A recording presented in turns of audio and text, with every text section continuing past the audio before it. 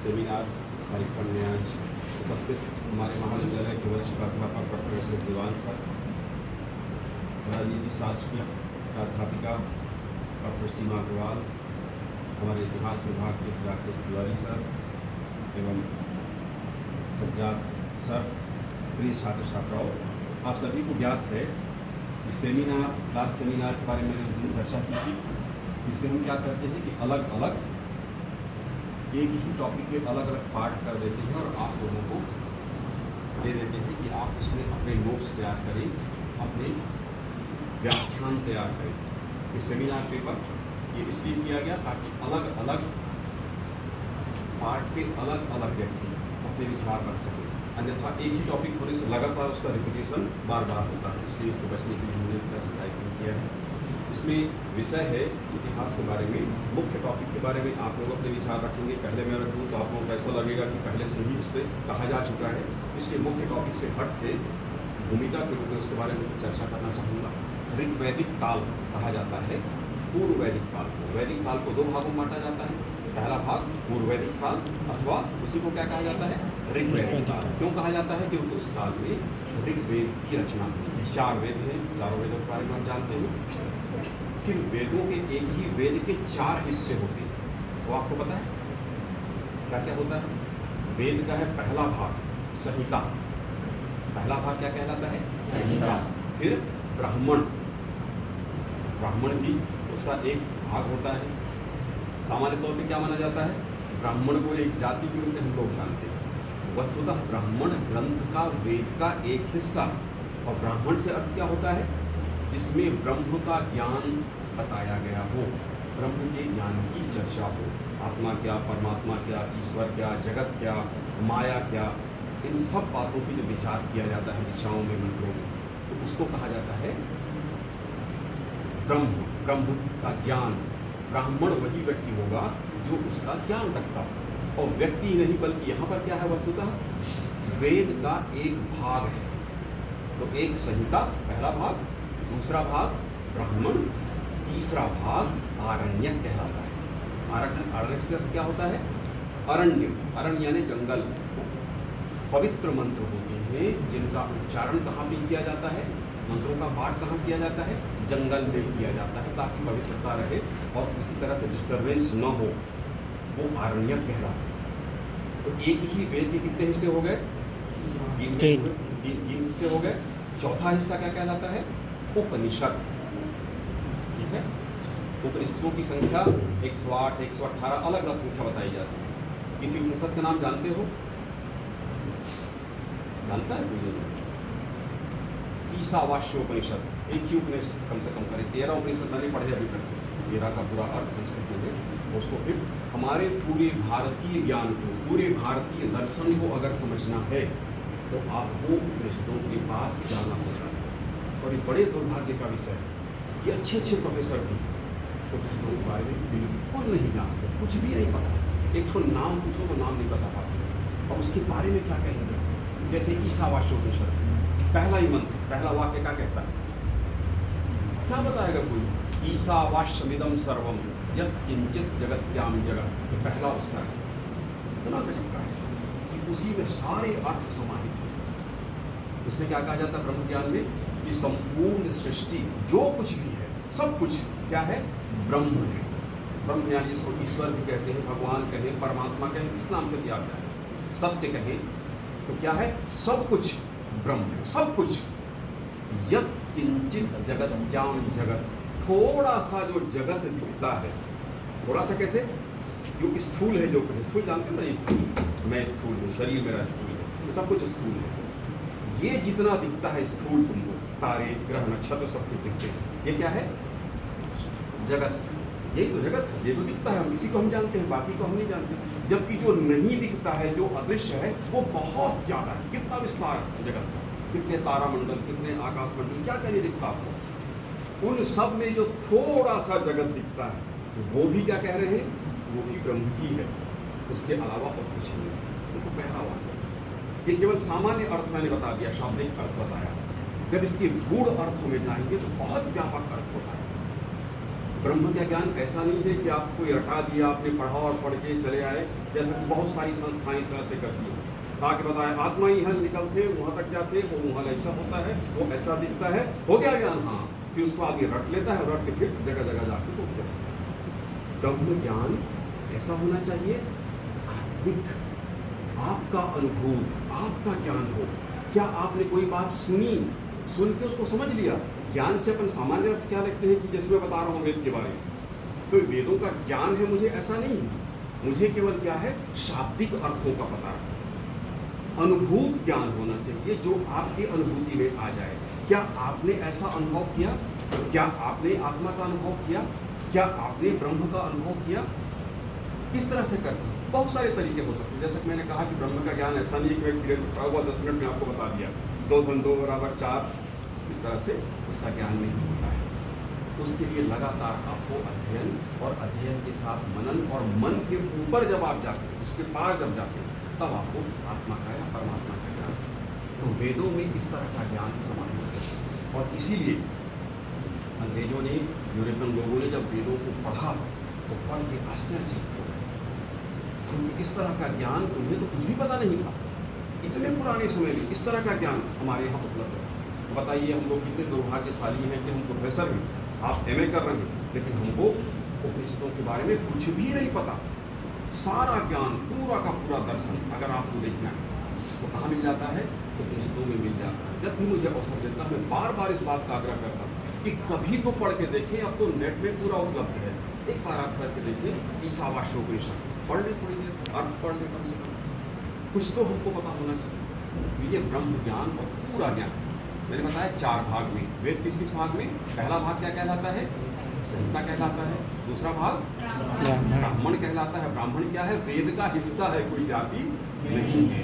अगर जाति के रूप में मानते हैं, व्यक्ति के रूप में मानते हैं, तो वह व्यक्ति ब्राह्मण है जो ब्रह्म का ज्ञान रखता हो। ज्ञान रखना मतलब कि रटा हुआ ज्ञान नहीं, तो मुझे भी पता है सब, अनुभूत ज्ञान। फिर क्या होता है? आरण्यक होता है, जिसमें पवित्र मंत्र और ऋचाएँ होती हैं, जो कहाँ होती पढ़ी जाती थी, उनको पढ़ा जाता था जंगलों में, पवित्र होने के कारण। और अंतिम भाग क्या कहलाता है? उपनिषद कहलाता है। भारतीय दर्शन को अगर आपको जानना है तो आप उपनिषदों को पढ़ें। बहुत छोटे छोटे उपनिषद हैं, बहुत छोटे, बहुत कुछ मंत्र, 10, 12 मंत्र, 15 मंत्र ऐसे उपनिषद, लेकिन बड़े गूढ़ अर्थ लिए हुए अपने आप। तो भारतीय ज्ञान को जानना हो, दर्शन को जानना हो, तो आपको उपनिषदों को पढ़ना चाहिए। इसी में आर्यों के बारे में एक बात और आती है, जो कोर्स में कभी डाल दिया जाता है, कभी हटा दिया जाता है। आर्यों का मूल देश इन लोगों ने निर्माण किया था, इसका वेदों का आर्यों ने किया था। आर्य शब्द का शाब्दिक अर्थ क्या होता है? श्रेष्ठ। वह किसी जाति या प्रजाति के लिए कभी प्रयुक्त नहीं हुआ। यानी जिसको अंग्रेजों ने धारणा यहाँ बिठा दी कि आर्य एक जाति थी, फिर उन्होंने कहा कि आर्य कहाँ से आए थे? बाहर से आए। क्यों ऐसा कहा? क्योंकि उनकी ये धारणा थी कि सारा ज्ञान, सब कुछ अच्छा कहाँ होता है? उन्हीं के देश में होता है, यूरोप में होता है। हमारे देश में कुछ अच्छा नहीं हो सकता। और जब उन्होंने देखा कि वेद लिखे हुए इतने गूढ़ अर्थ, पूरे ब्रह्म का ज्ञान, आत्मा परमात्मा जो कुछ है, सब कुछ का ज्ञान उपलब्ध है, तो उनको बड़ी तकलीफ हुई। और उन्होंने साबित करना शुरू कर दिया कि इनको आर्यों ने लिखा। और आर्य कहाँ से आए थे? मध्य एशिया से आए। थ्योरी अगर पूरा पढ़ते हैं बड़ा मजा आता है उसमें। मेहरी महोदय हैं, वो लिखते हैं कि जर्मन आर्य जो थे जर्मनी क्षेत्र के निवासी थे। क्यों?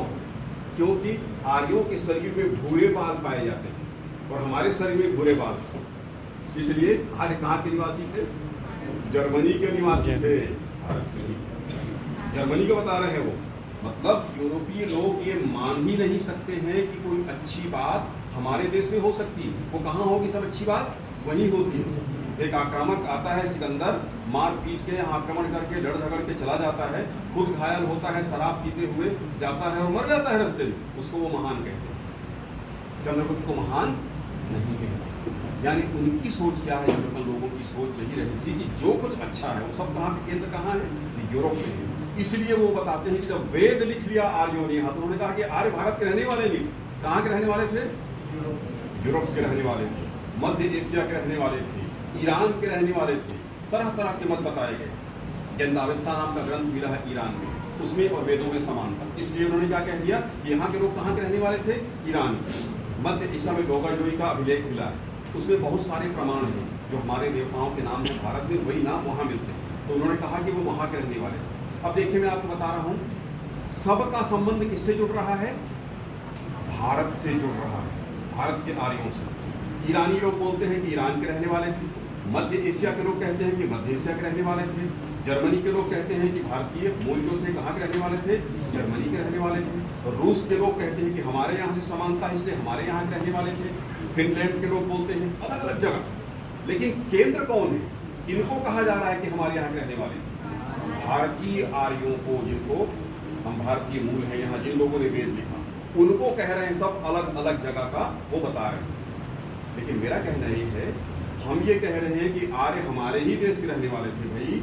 यहाँ से जब उनका ज्ञान बढ़ गया तो वो घूम घूम कर बाकी सब जगह गए। हम भारतीय इसकी बात ही नहीं करते, हम फट से मान लेते हैं कि हम भारतीय कहाँ के थे? दूसरी जगह के रहने वाले थे। केवल हमारे आदिवासी बस यहाँ के हैं, बाकी सब कहाँ से? सब जातियाँ बाहर से आई। ऐसा कुछ नहीं, क्योंकि आर्यों को इतना ज्ञान था जो वेद लिख सकते थे। हालांकि शुरू में वेद लिखा नहीं गया था, श्रुति कहा जाता है, उसको बोल बोल के याद रखा जाता था। तो जब इतनी अच्छी संस्कृत, इतना ज्ञान इनके पास था, वो बार बार कहते हैं कि हमारा देश है, भारत हमारी माता है। गंगा को पवित्र नदी मानते हैं, है ना। पंच नदियों का इस क्षेत्र में वो रहने वाले, पूरा विवरण उन्होंने दिया। सरस्वती नदी का विवरण उन्होंने दिया, जो अप्रमाणित होता है। सेटेलाइट तस्वीरों से पता चलता है कि वास्तव में सरस्वती नाम की नदी थी। अगर उनको इतना ज्ञान था, वो बताते नहीं कि हम यहाँ से आए हैं, कहीं से वो आए थे ही नहीं। उस देश को उन्होंने अपनी माता माना है। तो इससे क्या प्रमाणित हो जाता है कि आर्य वस्तुतः हमारे ही देश के रहने वाले थे, और इन विदेशियों ने हमारे ही देश के लोगों को कहाँ का बना दिया? दूसरे देश का बना दिया।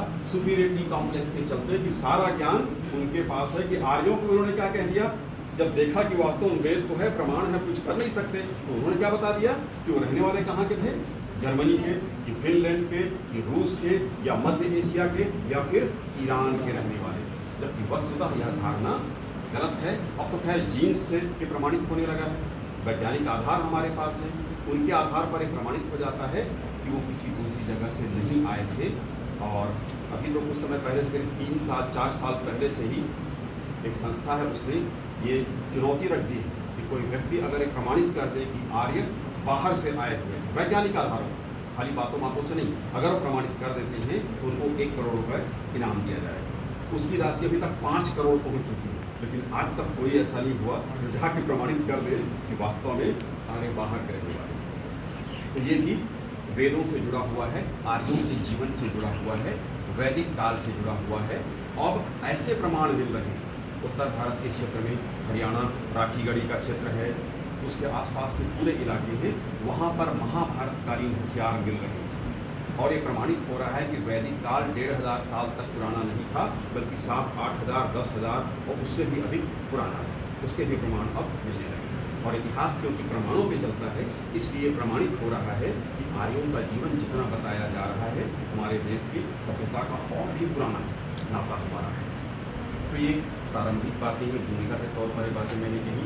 और इसमें ऋग्वैदिक काल के जीवन के बारे में मैंने टच नहीं किया, ताकि आप लोग उस पर विचार विमर्श कर सकें। और ये अच्छी परंपरा हम लोगों ने शुरू की है कि हमारे कॉलेज में लगातार ये सेमिनार आयोजित होंगे सभी विषय के, विशेष करके इतिहास, राजनीति शास्त्र, हिंदी और अंग्रेजी, इन चारों को। और आप लोग भाग दीजिए, सब लोगों को। MA के विद्यार्थियों को जैसे हमने कह दिया है कि उनके मार्क्स हैं जो आंतरिक मूल्यांकन के संबंधित निश्चित रूप से सेमिनार से जुड़े होंगे, क्योंकि आपको सेमिनार में भाग लेना है। आगे चल के आप प्रोफेसर होंगे, आगे चल के कहीं आपको बोलना होगा, तो आपको पता होना चाहिए कि जिस कॉलेज से आप आएंगे वहाँ पर अच्छे ढंग से अध्यापन अध्ययन का कार्य होता था। आपने सेमिनार में भाग लिया है, तो अगर अच्छे ढंग से आप पेपर देते हैं तो हम उसकी पुस्तिका भी छपवाएंगे। चारों MA में जितने भी आप लोग करेंगे, लेकिन इस तरह थोड़ा अच्छा होना चाहिए ताकि उसको प्रिंट कर सकें। तो आप सभी को धन्यवाद। अब आप लोग सेमिनार का कार्यक्रम आगे चलाएंगे।